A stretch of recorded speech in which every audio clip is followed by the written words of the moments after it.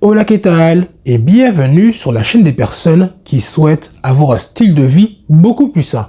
Et dans cette vidéo, j'aimerais te dresser une liste d'aliments qui contiennent très peu, voire quasiment pas du tout, de glucides ou encore de sucre. Alors peut-être que là tu te dis, mais pourquoi j'aimerais consommer des aliments qui ne contiennent pas de glucides?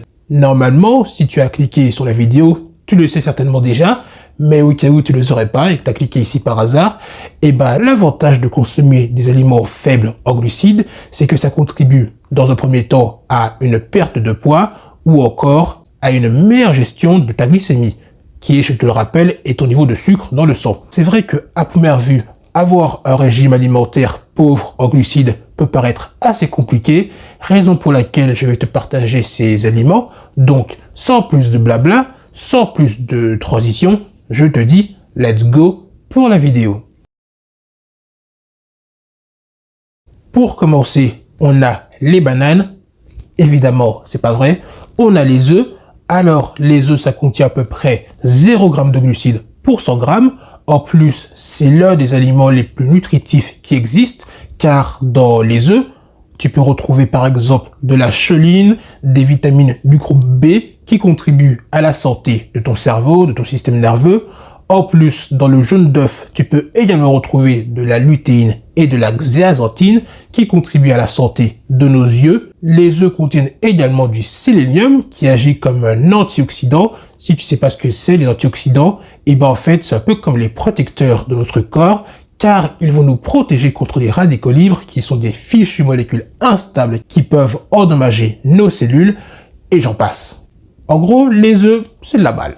En plus, au petit déjeuner, c'est une tuerie. Personnellement, moi, j'aime bien en consommer quand je fais mes pancakes le matin, et je suis toujours satisfait de ma préparation. Ensuite, on a le saumon qui contient à peu près 0 g de glucides pour 100 g. Autant dire que c'est pas mal, voire carrément excellent pour notre objectif. Le saumon, c'est également une super source de bonne graisse, car tu peux retrouver des acides gras oméga 3 qui sont bénéfiques pour la santé de notre cœur, de notre cerveau, permettent également de réduire l'inflammation, d'autant plus que le saumon, c'est l'un des aliments qui contiennent le plus d'acides gras oméga 3. Et ça, on dit pas non. Le troisième aliment, c'est pas vraiment un aliment, en fait, c'est l'huile d'olive qui contient à peu près 0 g de glucides pour 100 g. En plus, ce qui est plutôt cool avec l'huile d'olive, c'est qu'il s'intègre parfaitement à un régime alimentaire méditerranéen. Alors, si tu ne sais pas forcément ce que c'est, le régime méditerranéen, en fait, c'est un régime qui se base sur ce que mangeaient les personnes qui vivaient dans la Méditerranée il y a une bonne 50aine d'années, parce qu'on a constaté que ces personnes vivaient un peu plus longtemps que la moyenne des personnes. Donc, on a essayé de comprendre pourquoi, on a analysé leur style de vie, leur alimentation, et c'est comme ça qu'on a découvert quelques pistes pour savoir comment ils faisaient pour vivre aussi longtemps. Et l'huile d'olive fait partie de ce qu'ils consomment, par exemple. Voilà pour la petite histoire. En quatrième position, on a les tomates, qui est un fruit et pas un légume pour ton information, d'autant plus qu'il contient à peu près 4 g de glucides pour 100 g. Autant dire que, on est d'accord, c'est pas 0 g de glucides comme tu l'aurais voulu, comme tu l'aurais souhaité, mais c'est déjà pas mal, il faut pas râler pour aussi peu.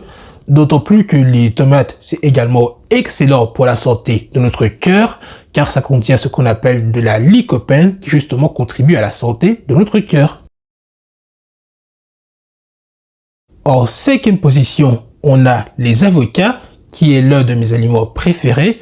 Alors, dans à peu près 100 g d'avocats, tu pourrais retrouver l'équivalent de 9 g de fibres alimentaires, pas du tout, de glucides. Alors, avant de crier au scandale, sache que la majorité des glucides qu'on retrouve dans les avocats sont sous forme de fibres alimentaires, mais la vérité, c'est que si je prends uniquement les glucides digestibles, il y en a quand même bien moins. D'autant plus que, en bonus, les avocats, c'est également une super source de potassium, car ça contient à peu près 485 mg de potassium pour 100 g, et pour rappel, le potassium contribue à réguler notre pression artérielle, ce qui est plutôt bénéfique pour la santé de notre cœur. En sixième position, on a les noix d'amande qui contiennent à peu près 22 grammes de glucides pour 100 grammes. Ok, là je vous entends déjà crier au secours, c'est quoi ces bêtises, c'est quoi ces conneries? Alors, déjà, 100 grammes de noix d'amande, bah c'est super calorique parce que ça contient à peu près 600 calories. Donc tu comprends bien que consommer 100 grammes de noix d'amande par jour, c'est pas une quantité qui est réaliste. Normalement, tu vas consommer autour de 10 à 20 grammes de noix d'amande par jour, ce qui représente entre 2 et 4 grammes de glucides. Donc c'est déjà beaucoup plus intéressant. D'autant plus que les noix d'amande, c'est également un super aliment car il contient pas mal de protéines. En fait, il contient plus de 20 grammes de protéines pour 100 grammes. C'est également une super source de vitamine E qui est un antioxydant liposoluble, ce qui veut dire qu'il se dissout essentiellement dans le gras. Et ça tombe bien parce que les noix d'amande, c'est bien gras. En 7e position, on a le fromage, et comme ambassadeur pour les représenter, je vais prendre le cheddar, qui contient à peu près 2,4 grammes de glucides pour 100 grammes. Alors, si tu te dis que 2,4 grammes de glucides, c'est beaucoup, eh ben, sache que 100 grammes de cheddar, c'est également énorme, puisque ça contient plus de 400 calories, d'autant plus que le cheddar, c'est également une super source de calcium, car ça contient plus de 700 mg de calcium pour 100 grammes.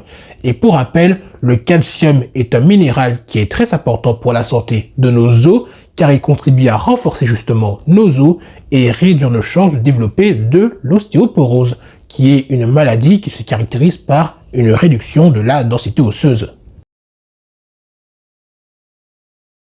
En 8e position, on a le café. Et oui, ça va faire plaisir à la team des consommateurs de café, même si je dois quand même te rappeler qu'il faut en consommer avec modération.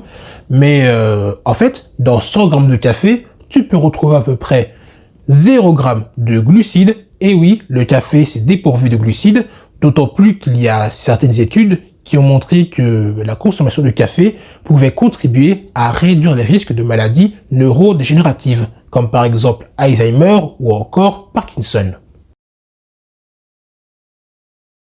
En 9e position, on a encore une boisson. Cette boisson, c'est le thé. D'ailleurs, toi, tu préfères le thé ou le café? Moi, je préfère plutôt le thé. D'autant plus que le thé, ça contient également de la caféine, qu'on appelle plus précisément théine, ce qui fait que si tu es très sensible à la caféine, et en consommant du thé, tu auras moins d'effets secondaires justement par rapport à l'excès de caféine. Mais pour en revenir aux glucides, le thé est également dépourvu de glucides car il en contient 0 g pour 100 grammes. En plus, le thé, c'est également l'une des boissons qui contient le plus d'antioxydants.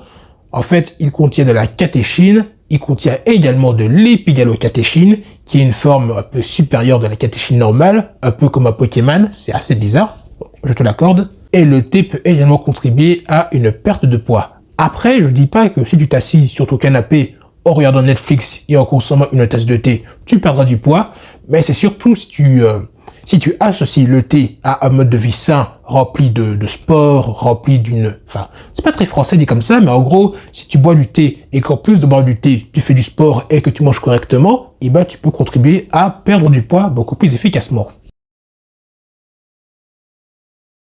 En 10e position, on a les fraises.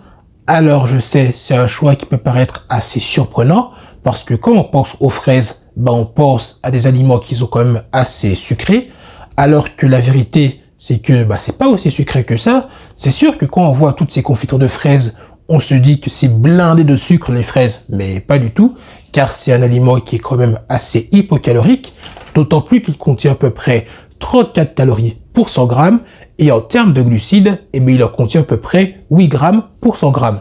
En plus, les fraises, ça contient également de la vitamine C, qui, je le rappelle, contribue à renforcer notre système immunitaire en augmentant la production de cellules immunitaires telles que les globules blancs. J'espère que cette vidéo t'aura plu, que tu en auras appris un peu plus sur les aliments qui contiennent très peu, voire pas du tout de glucides, de sucre et j'en passe, même s'il n'y a pas grand chose si j'en passe.